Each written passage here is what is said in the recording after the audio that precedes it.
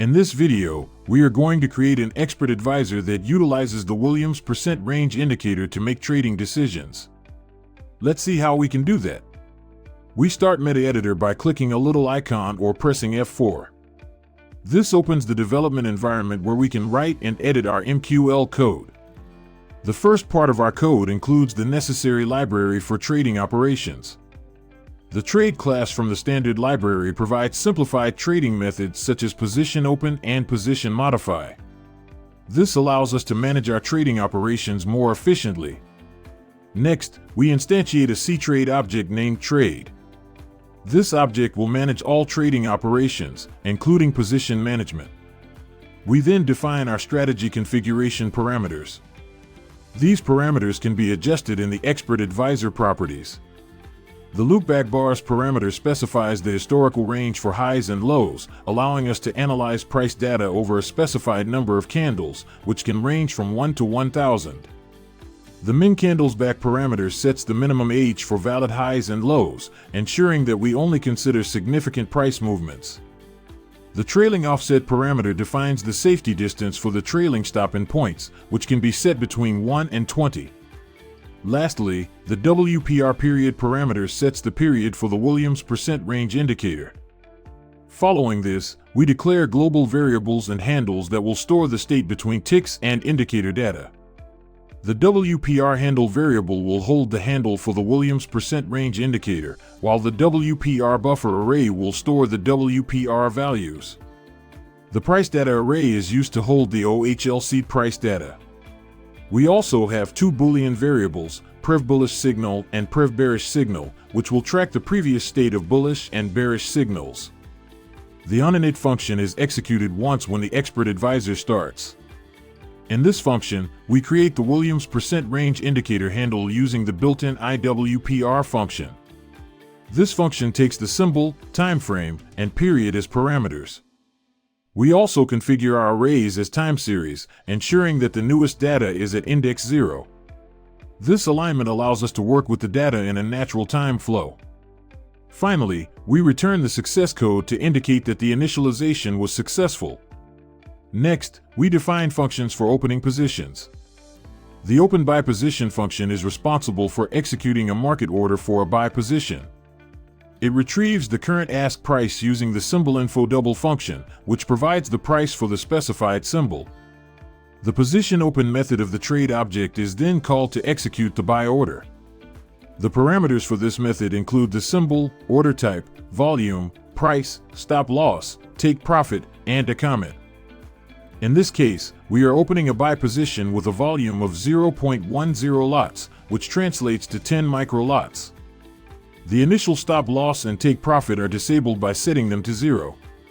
Similarly, the open sell position function executes a market order for a sell position. It retrieves the current bid price and calls the PositionOpen method with the appropriate parameters.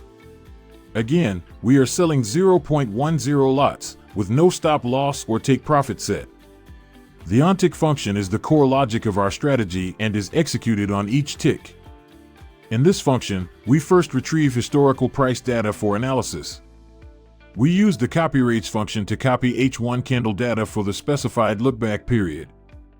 The parameters for this function include the symbol, time frame, starting position, count of candles to copy, and the target array where the data will be stored.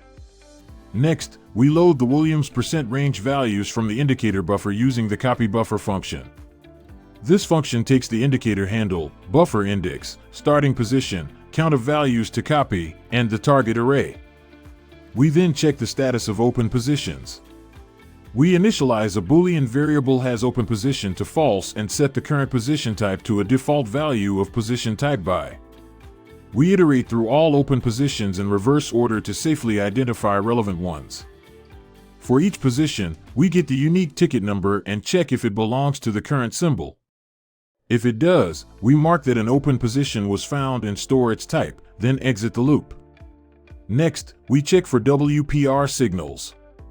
A bullish signal occurs when the WPR crosses above -80, indicating a potential buy opportunity from an oversold condition. Conversely, a bearish signal occurs when the WPR crosses below -20, indicating a potential sell opportunity from an overbought condition. If a bullish signal is detected and there is no previous bullish signal, we check if there are any open positions. If there are none, we call the open by position function to open a new buy position. If there is an open by position, we identify the lowest low in the lookback period using the ILowest function. We also check if the low point is at least MinCandlesBack old and if the current price is above the identified low. If these conditions are met, we calculate the new stop level for the trailing stop and call the process trailing stop function. For a bearish signal, we follow a similar process. If a bearish signal is detected and there is no previous bearish signal, we check for open positions. If there are none, we call the open sell position function to open a new sell position.